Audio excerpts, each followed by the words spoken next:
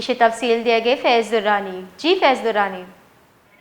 جی بالکل، مستنگ میں گزشتہ 2 دنوں سے ظہور احمد سوملانی کی بازیابی کے لیے دھرنا کوئٹہ کراچی قومی شاہراہ پر نواب ہوٹل کے مقام پر جاری تھا۔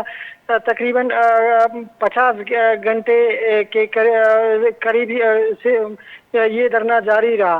گزشتہ رات گئے تقریباً 3 بجے کے قریب ضلع انتظامیہ کے حکام دھرنا کے منتظمین کے پاس گئے تھے، جہاں پہ انہوں نے مذاکرات کیے۔ مذاکرات کامیاب ہو گئے۔ اس دوران لاپتہ ظہور احمد سوملانی کو بازیاب کر دیا گیا، جس کے بعد کوئٹہ کراچی قومی شاہراہ کو ٹریفک کے لیے بحال کر دیا گیا۔ یہاں پہ میں یہ بھی بتاتا چلوں کہ گزشتہ روز بلوچ یکجہتی کمیٹی کے رہنماؤں نے بھی اور Baloch voice for missing persons کی جانب سے بھی ماما قدیر، حورین بلوچ اور دیگر نے دھرنے میں شرکت کیا تھا۔